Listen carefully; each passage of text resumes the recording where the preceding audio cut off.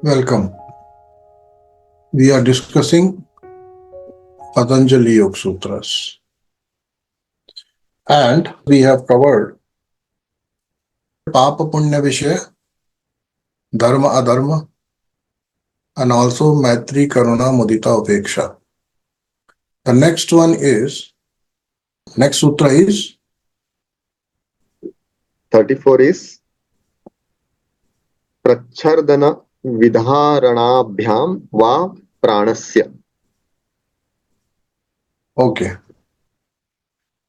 Now, here we are seeing that Patanjali is adding one more ancillary practice. Everything is being done for what? Chitta vritti nirodha. Further, if that is not possible, it is being done for creating aklishta vritti sustenance in your being, in your mind. You should be able to sustain aklishta vrittis. So Patanjali has provided us with many ancillary practice. Apart from the main practice in the first section of Patanjali, Samadhipad, is about Abhyasa Vairagya. Now, whereas Vairagya was something which is very much evident, he had defined also, but Abhyasa, he had defined a characteristic of Abhyasa. Satu dirghakala nairantarya, satkara sevito dridbhumi. That was basically Abhyas. And before that, Abhyas was defined. What was Abhyas? Tatra sthito yatno Abhyas. There we must try to stay. Yatna is technique. See, here we need to compare it with our philosophy that we follow. In Patanjali Yoga Sutra, it is saying Tatra sthito yatno abhyasa. And in our system, Shiva Sutra says Prayatna sadhaka. Okay. And as I told you that both these scriptures belong to tradition of Siddhas. Therefore, you will find certain similarities as well. So, the definition of Abhyasa is about your effort. That is Abhyasa. What is the effort? Tatra sthita. You must be able to stay there. Sthiti means to stabilize. We have the Utpatti, Sthiti, and Laya. This is a cycle. Sthiti means things as they are sustained. So sustenance of this state, this effort is Abhyas. What effort? Yatna. You have to do yatna. But whenever we will say yatna, you would have to actually know what to do. Abhyasa, what abhyasa we should do. There I told you, if you take that sutra in isolation, then the abhyasa is only of Vairagya. In isolation, if you consider that sutra, where is it? Abhyasa Vairagya Abhyam Tan Nirodha. Which means the abhyasa of Vairagya will make you stabilize in that condition where chitta vritti nirodha happens, or you are nearing towards it. All right. Much before that, he has also defined that primarily when you begin this practice, it is not that you will get to complete cessation of thoughts and vrittis. Thoughts is something else, let me tell you. Vrittis are something else. What we are thinking mostly, that cessation of thought is what Patanjali is referring to. No, Patanjali is referring to vritti vritti nirodha. What was vritti? Vritti was vrittaya panchatayya. Klishta. And what were they? Pramana, viparya, vikalpa, nidra, smritaya. 5 vrittis. Now, in these, if you look at Pramana was also defined. Further, Pramana was defined. Pratyaksha, Anumana, Agama. That is Pramana. So, if you are having anything in your mind pertaining to what you have heard, what you have listened to, what you have experienced, even that coming to you is what? Pramana. Inferring something that I am doing good and I am performing good in my practice, and therefore I will achieve the chitta vritti nirodha, anumana. Or getting back to Shastra, where your teacher, some apta purusha or scripture has told you some principles about it, that do it this way and thus it will happen. Even that comes to your mind, it is pramana. Pratyaksha, anumana and agam. So no such thought should come first. Then what next? Viparya. No misplaced understanding should be there. You should see a spade as a spade. Then vikalpa. Then you can imagine also. No imagination should be there. You see, all systems which most of people are following today for their so-called meditations, they refer to this vikalpa aspect. Imagine that you are being calm. Imagine you are in a very serene place. Imagine that this and that. So, whatever you imagine, it is a vritti. Imagination cannot be there. And then finally, smriti. Pramana, viparya, vikalpa and nidra.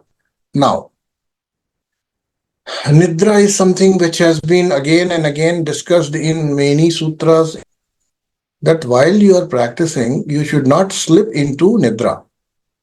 Then what happens in that sense? If you slip into nidra, which means if you become unaware, then it leads to jada samadhi. That is not the objective. So that means while the practice of chitta vritti nirodha is being done, nidra is also to be avoided completely. You should be awake.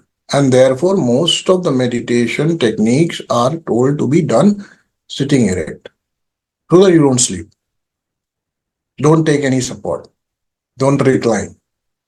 Support your spine on yourself. And that will at least keep your prana engaged, keep your what you call musculoskeletal structure engaged, and you will be kind of awake. Okay. And so nidra is also not allowed. Smriti is also not allowed. So Patanjali is not talking about only thought construction. He is talking of complete absence of any activity happening in your chitta. No anticipation, no imagination, no false perceptions, nothing to remember also. Even if that pertains to pramana, which is agama also. Then you should not remember scriptures also. This is what Patanjali is referring. But if it is not possible, then Patanjali says, all these vrittis, you should try to convert them into aklishta vrittis, barring nidra. Even that has been turned to a positive nidra by a special technique which we call yoga nidra. You want to sleep? Sleep with awareness. Okay. So there also, you should sleep peacefully. You should sleep, you should rest deeply. You should rest with some sort of awareness. The traces of awareness should be there. You should not sleep as if you are a drunkard. Out of intoxication you are sleeping. No. Sleep, but be there. At least little bit. And this being little bit is also indicated because whenever, see, when Yoga Nidra session is done, mostly you will find that people snoring. 90% of them will be snoring in Shavasana. But when the instruction comes from the instructor that now become aware of your this, then you'll find out of those 90% people come back. Which means they could achieve that little awareness in their nidra. Correct. So that's the right way to sleep, and that is aklishta nidra. And it's a very refreshing, rejuvenating. How do most of us sleep? You know that. When we retire from day's work, how do we go to sleep? You all know that. Completely unaware. If we bring in some sort of awareness, that will be good. So anyways, coming back to this particular sutra where Patanjali is giving us another method. And it is pertaining to abhyasa. Abhyasa, many abhyasas have come. If you remember, right? Maitri, Karuna, Mudita, Upeksha is abhyasa. Tajjapa, Tadartha, Bhavanam is abhyasa. Now, another. Ekatattva abhyasa. Another, by the name of abhyasa itself. Abhyasa. And one more now. And all this is for complete cessation of vrittis. However, it may not be attained directly. It will modify your vrittis to aklishta, which means congenial for your meditative state, which is to be attained later, or dharana, or pratyahara, whatever it is. So therefore, let us understand this technique now. In Shambhavopaya of Patanjali is giving this technique, prachardan and vidharana of prana. Again, the suffix is va. It is not optional. You must engage in it. You must do it. Va is taken in two ways in every scripture. Va can be also translated as or, and va is also and.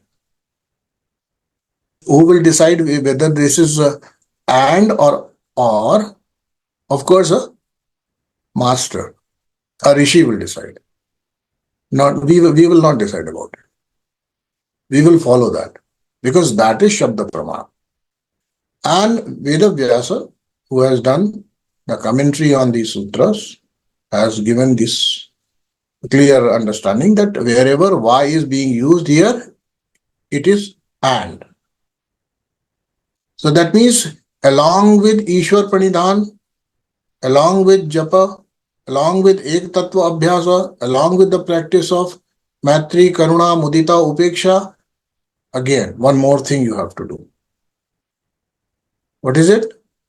Prachardan-vidhāraṇābhyāṃ of Prana.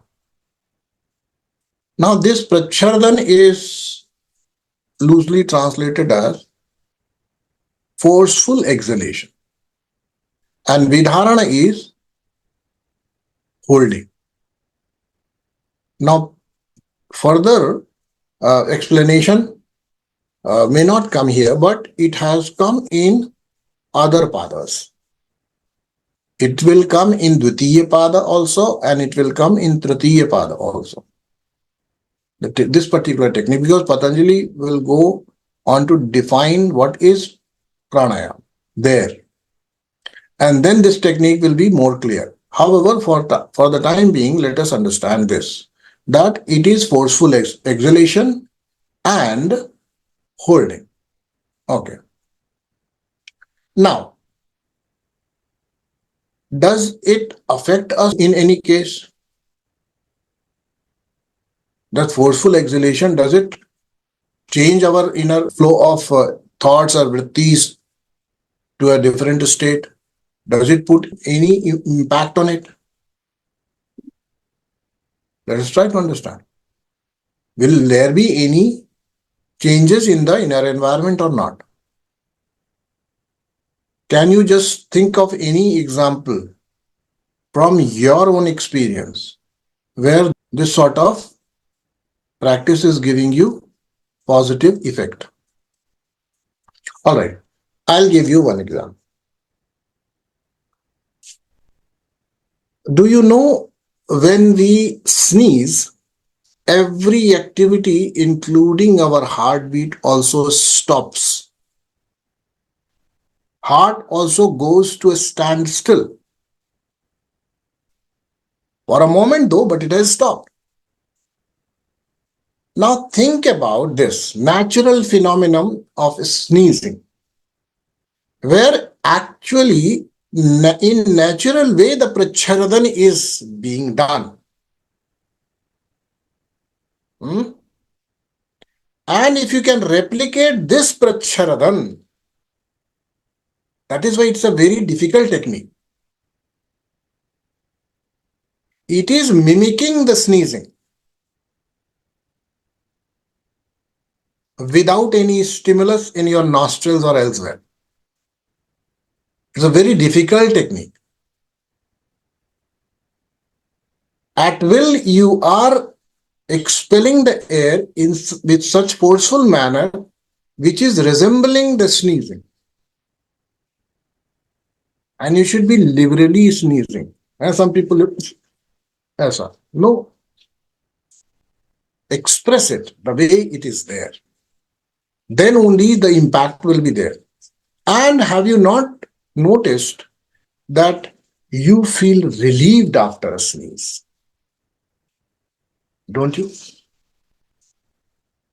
Some people who are having little, foggy head, or maybe having a very, mild headache or something, not feeling good, they will forcefully get into and they will insert some foreign objects in their nostril to get to the sneezing. And once that sneezing 1, 2, 3, 4, 5 times it is done, they feel recharged, they feel relaxed, they feel as if everything has become brighter. Have you experienced it or not? So exactly this is the technique. But it requires a lot of practice under the guidance of someone who can give you step-by-step method and observe whether you're doing it right or not. Then prachardan means every time you're exhaling, you are putting everything at standstill. And let me give you another example from Vijnana Bhairava. Okay. Sneezing is an opportunity, a window where you can peep into the infiniteness of your consciousness. Vijnana Bhairava says so. Vijnana Bhairava Tantra says, when you are about to sneeze, it is actually at that moment when everything comes to standstill. And when everything freezes, this is that moment where you can cling on to this moment and have some experience which is out of the world, literally so, right? It is not a worldly experience at all, because this is devoid of any activity or participation of your sense organs, intellect, and even your body, even your prana for that moment. And that is why Vidharana word has been used with prana, prāṇasya.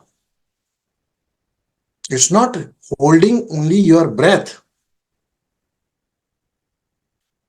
The momentarily your prana should also come to that standstill state. That's the technique. That's a very difficult technique. If it would have been so easy, like Brastika or something, then it would not be introduced here in the highest samadhi path here. That means here direct entry to samadhi is possible.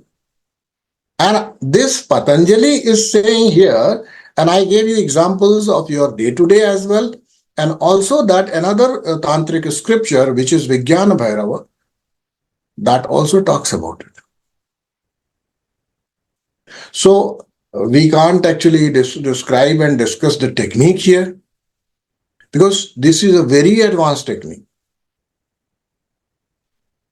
See, Anulom, Vilom, and then Brastika, and then there is called Pratilom, and then other practices are to be done to be able to do this. Prachardan. And therefore, let us not invest our time, too much time here, what the technique is. But clearly recognize that we can definitely use, as some people suggested, or probably rightly so, that when we are flooded with thoughts, we just exhale. A deep exhale helps. It clears us. It gives a temporary relief. So till the time you have not learned this, and you want to utilize some of the practices which Patanjali is saying, and only you will utilize it. You are not devoting your life for samadhi for sure. So we have taken things for granted, and we are not awed by the experience which life itself is. Success or failure does not matter. Life in itself is a very miraculous experience.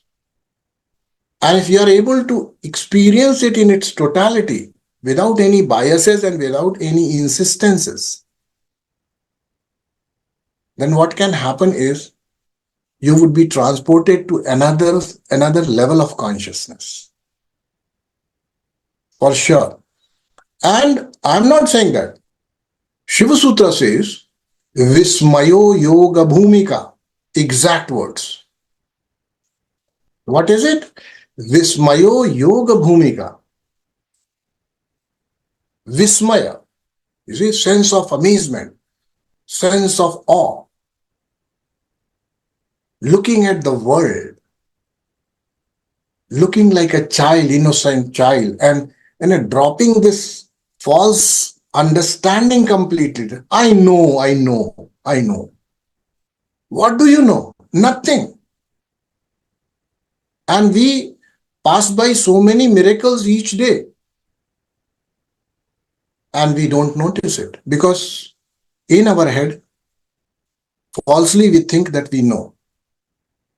I am sure if as a child you would have observed a seed sprouting and becoming the first two leaves, you would have been amazed at it. It is still happening. Similar thing is played around. But now you say, I know. As if you really know. As if you have really understood the secret of it. As if you have really understood how the life propels itself. How the seed becomes a tree. As if you have understood. Nothing, you have nothing. No understanding at all. But this false sense of knowing is the biggest bondage. And there is only one Shastra under the sun, which declares it so vocally. And that is a tantric text, again by the name of Shiva Sutra, which declares Jnanam Bandha. Your knowledge is the biggest bondage. The problem that you think that you know is a problem, that's the only problem. And you have to see this world through innocent eyes, not through the spectacles of so-called accumulated information. That's not knowledge at all. You don't know anything. The world is being played around. And I'm just linking things only to give you an understanding that prachardan technique is embedded in us. Did we ever notice it?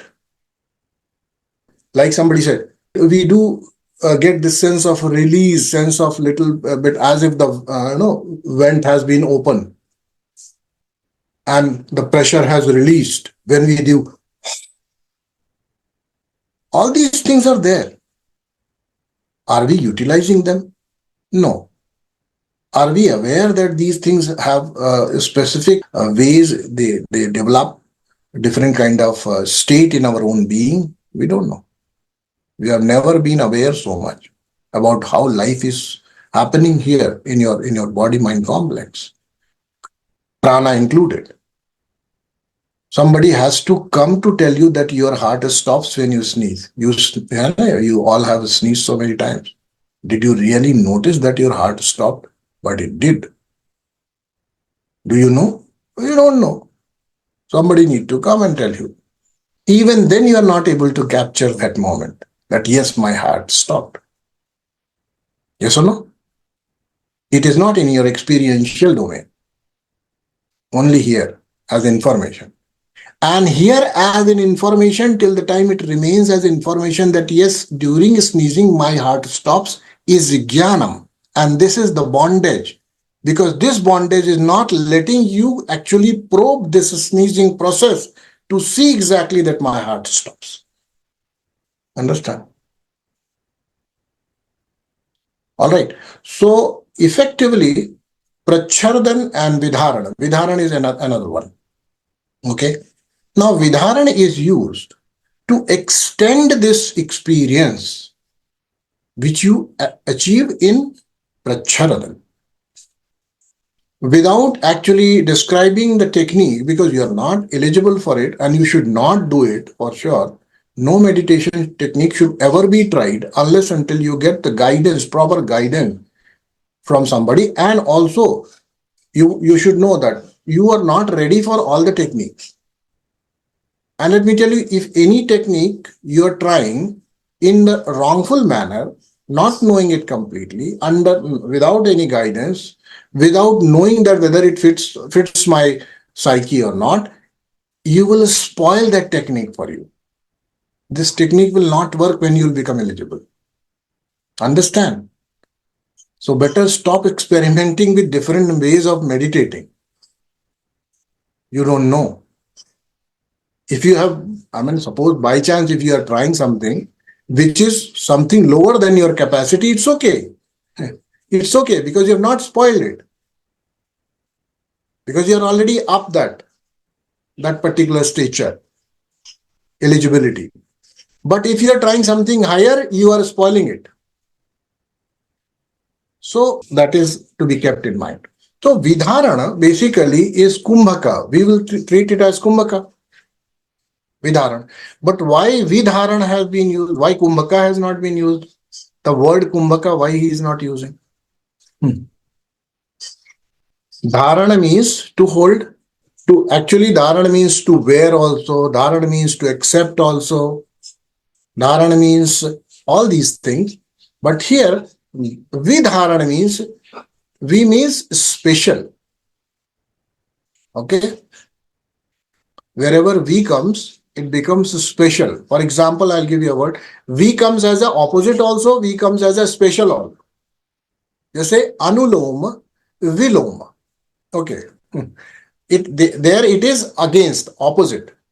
But let's say another word. Let us take this word. Jnana, Vijnana. It is not opposite of Jnana.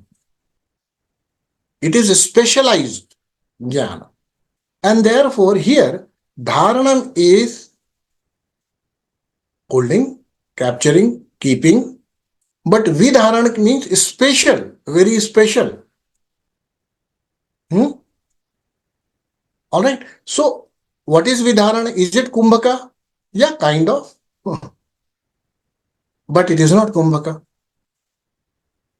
Without getting into the technique, as I was just saying, without actually getting there, let me tell you that in Vijnana Bhairava, when that moment comes, when you are about to sneeze, means when the things have come to stand still, you are asked to capture that moment and elongate it. Which means this is Vidharana. Now, is it easy? If it doesn't come, it has gone. Sneezing has not happened. And you are like pissed off. The word is, you're pissed off. Not good. I'm not feeling good. Right? You spoiled it. In the same way, some other techniques have also been used. And probably that is again related with this prāṇasya vidhārana, prāṇasya vichardan. One more thing which happens exactly like this is yawning. Okay. Yawning is also there. Now, yawning is not being discussed here. But Tantra masters are, as I say, they would use anything and everything in your to enhance your meditative experience. There they have used yawning also. In yawning, what happens is you gasp for air and you hold. It is Vidharana. You go on accumulating. If you had the lungs of buffaloes, probably you would yawn for that long, I'm sure, because that is what the joy of it is. Yes or no? Longer the inhale, more relaxation or whatever experience you may refer to as is that much. It is only for that duration till the time your inhalation continues. And then sudden release. Let's understand here that wherever this breathing technique is being used, I mean, this is not a technique. This is naturally embedded in our day-to-day, right? Yawning, sneezing, gasping for air, releasing. We say the sigh of relief, right? What is it? The same thing. So these things are there. Yoga masters have worked a lot on this, and they have especially devised certain techniques which the name is being referred to here. It is as prachardan, and the second one is Vidharana. And it is not of breath, by the way. It is a higher technique. It is not swasayam. It is pranayam there. At least in Samadhi Path, you should understand we are not talking of breath here. Even prachardan is a way of utilizing the breath as a tool or mechanism or a prop to create certain kind of energy in your being, certain kind of prana flow in your body. And prana or mind are linked together. The more smooth your prana is flowing, your mind will also be in unagitated state. Right? And this is what Patanjali is referring to when he is saying prachardan vidharanam prāṇasya. We are not actually saying here that the techniques are to be taught. We can't. Definitely, we are not at that state where we can learn these techniques. But surely, all of us can utilize these simple methods of using your breath to create aklishta vrittis in your mind. Not chitta vritti nirodha, please. You should use these techniques more often to not attain chitta vritti nirodha, but to just clear up your mind, tone your mind, modify the tonality of your mind from negativity to positivity, from tense to relaxed state, which means from klishta to aklishta, from alasya to being energetic, from lethargy to being energetic. Again, the prana, the associated technique will be, of course, with breath, till you learn how prana in itself can also be modulated without taking help of breath also. But you begin from prana, breath changes accordingly. Here what we are doing, we are changing our breath, we are learning the right kind of technique to modulate our breath so that the prana is modulated. But yogis who are at a higher levels, what they do is they modulate their prana directly and their breath is modulated. Understand? That's the difference. So prachardan and vidharana are actually prana techniques. They are not breath techniques. Okay? And that is why word prana has been used here. Prachardan, vidharana of what? Prana. All right. So if you have any questions regarding this, you can ask. Yeah, please go ahead. Yeah, I just want to get your thoughts on mantra meditation. First of all, mantra meditation is something which cannot be self-attempted. Number one. Second, not every person or every teacher is eligible to find out a right kind of mantra for you. They don't have capacity. There are reasons for it. The mantras need to be devised for you. Actually, in Indian system, we say there are 7 crore mantras, Saptakoti, which have been given by Lord Shiva. Not 1 or 2, 7 crore.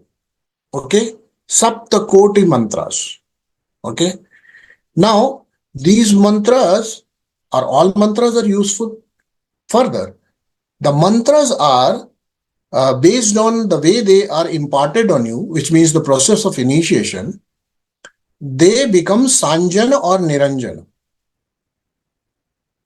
This is the type of mantra.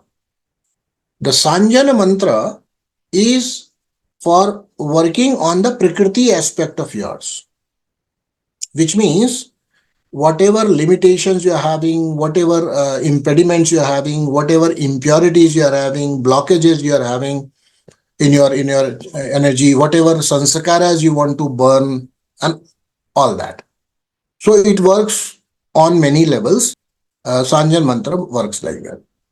Then, based on what your teacher is inducting you into, he can also, if he finds that you are suitable for it, he can also induct you into Niranjana mantra. Okay. So when Niranjana mantra comes to you from, and the right kind of Niranjana mantra, by the way, Niranjana mantras are also many. Okay. And let me tell you, even a Sanjana mantra can become Niranjana mantra when a master insists so. Okay. It's again intention of the teacher. But for the time being, let us take it as that there are varieties of mantras in which the broad category is Sanjana, Niranjana. So, Niranjana mantras, when chanted, they lead our chittam towards the consciousness.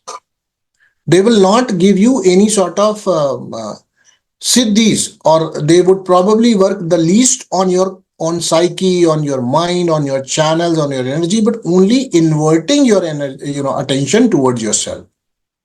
Okay. So Niranjana mantras, if you're doing meditation with Niranjana mantras by proper initiation, they might help. Again, it's not about the guru, it's about the student. It's not about the teacher. It's based on the capacity, right? Maybe on one moment you showed so much caliber and the teacher gave you that. But later on, the circumstances around you, your own hidden desires, or maybe your own agendas, your own priorities changed. And then your whole energy makeup changed. Old sanskaras, vasanas triggered, and you engaged in that, and the whole psyche, your energy environment changes, and then it is your duty, right?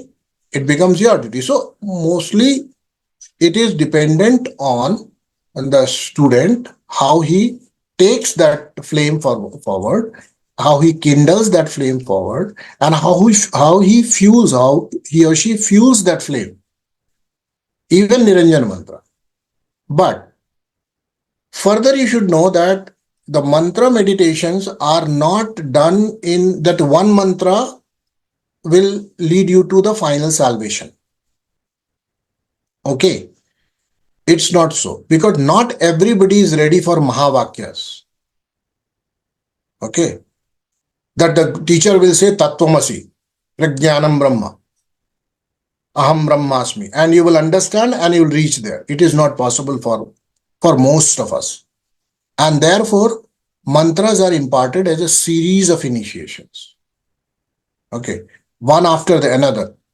That means once you receive a mantra, even if it is Niranjana, whatever way you progress, another Niranjana mantra may be given to you, and the chanting or whatever practice was associated with the first mantra would be reduced to a bare minimum.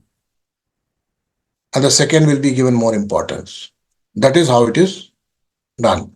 Now, meditation on mantra, if at all somebody is trying just to calm down the mind or probably see that how my mind operates, there have been serious attempts by some Indian sages on this particularly, And they found that yes, for relaxing and creating a lesser number of thoughts, not working on your vrittis directly, not working on your sanskaras directly, but only changing the, what you call, the now state of your mind when you're sitting and doing that.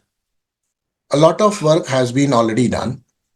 One such technique was given by a sage to the guru of Shri Ravi Shankar ji. Okay? And he actually promoted this technique in the Western world, which is known as transcendental meditation. Okay. Now, this transcendental meditation, earlier, that was the God's name. You need to use it and use it in a particular way. And that particular way I'm not describing. However, what it did was that it reduced the agitation of mind. It reduced the tendency of the mind for the time being. Whenever you are engaged in that process, you have changed environment of your mind, changed tonality of your mind, and it does not fetch onto too many smritis or sanskara. So immediate benefit will be there. So most of the mantra yoga or mantra meditation, people whosoever are attempting, most of them are achieving the benefits in the now. Because there are three aspects of mantra. One is in the now. One is that it will work on your bijas, sanskaras, if it is devised for that and intended for that. Third, it will also accumulate certain kind of material, which we can say a certain kind of environment, you can say, right, around you, which you will carry along. That means it will also be of some help to serve you in little far away from this moment of now, which means in future. So the mantras, based on what they are given for, they work like that. Okay. So if you want to just calm down your mind, I'll just tell you, each one of you, you can use this technique. Pick up any word, a random word, which is a meaningless word. Let me tell you, it should be a meaningless word. Why? When you associate any meaning with whatever mantra you're using, you tend to fill your mind with that kind of impression on. So vrittis are going to increase. They're not going to subside. The condition is meaningless word.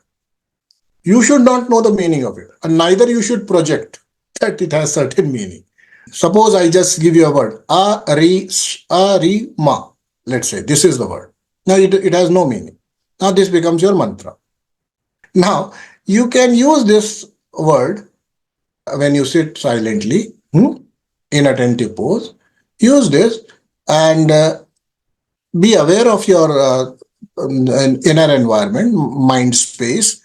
If thoughts are there, chant the mantra. Okay, and don't link it with your breathing also. You don't need to, actually.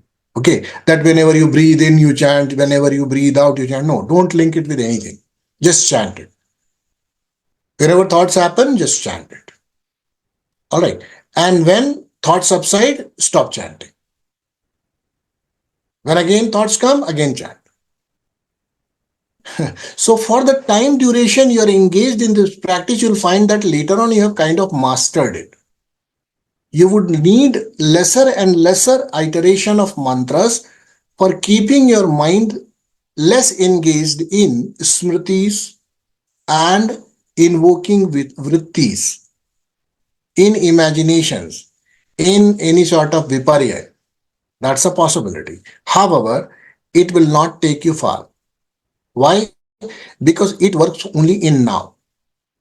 And the after effect, whatever you feel, is basically because your body gets relaxed. For the simple reason that for that duration, while you were aware, your mind was relaxed. A very high degree of relaxation you achieved. And thus, you will feel little good. I mean, you'll feel very good probably. If you do it twice a day, you'll feel very, very good. But if your goal is to feel very, very good, this is the technique. Okay. So mantra dhyana or mantra meditation is a very, very advanced process. Okay. And mantra chanting is also given accordingly. Whether it is to be vocal, whether it is to be what you call subvocal, or whether it is to be manasic, whether it's to be linked with your breath, or whether it has to be linked with your inhalation, exhalation, or hold, and what. So many things are there where your attention should be, what you should focus on, if there is any particular figure you need to associate with it. So mantra dhyan is basically a very kind of complicated thing which you can learn only when you go to a teacher. Okay. But for everybody here, I've given the technique. You can use it and feel good. Because all of you, I know you come here to feel good. So you can continue to feel good. Do morning, evening, 20 minutes and you'll start feeling good. Okay. And by the way, what I described is exactly what transcendental meditation is. Okay. Yeah. Any other question?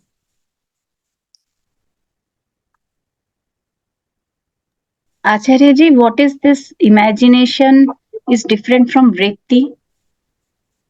No, it is a vritti. Okay. Yeah.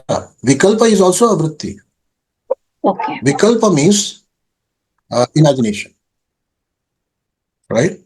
Vikalpa is imagination, and imagination is a vritti.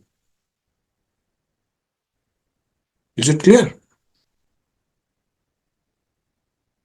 And one more question I have, this thoughts are different from vritti. Can you please explain that one? Yeah, thoughts are different from vrittis. I'll tell you why.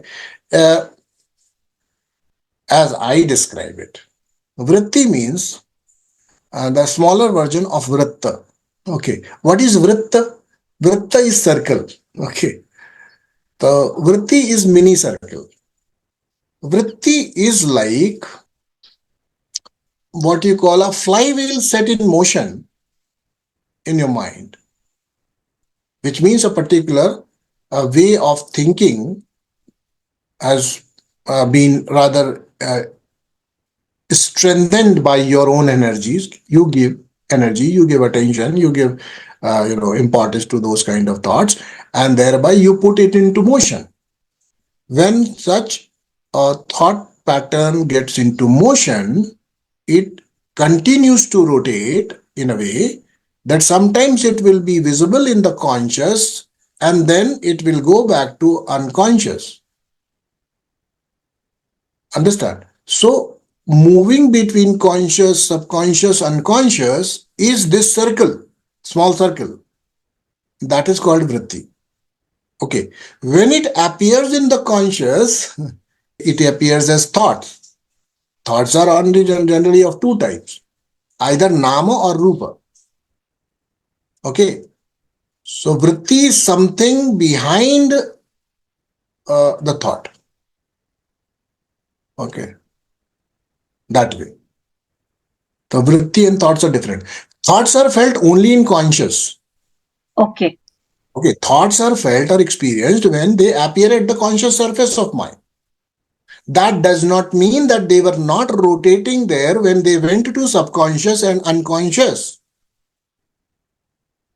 So actually it is a vritti which is present there. Alright. So whenever it surfaces, it appears as a thought. Patanjali is not asking you to be free of thoughts. That is why he insists that sanskaras need to be worked on. Vasanas need to be worked on. The whole environment has to change. That our waking experience and the conscious experience, the conscious life should be lived in a particular way of vairagya. What is that? That means whenever any thought becomes visible at the conscious level, when it surfaces, we don't give it any importance and therefore we'll break the circle. Because if we don't give that due importance, we are not actually putting that flywheel into another set of jerk we are not giving, another impulse we are not giving. and the flywheel will stop ultimately. So exactly, Patanjali is giving a very, is giving a method. We are also giving a method based on Patanjali system only, nothing else. Okay, so let's close. We'll pray and then we will leave. Om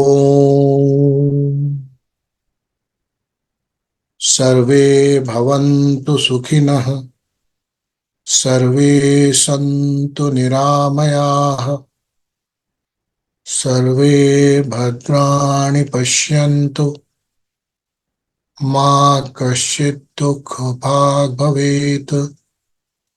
Om Shanti Shanti Shanti. Om Shivoham.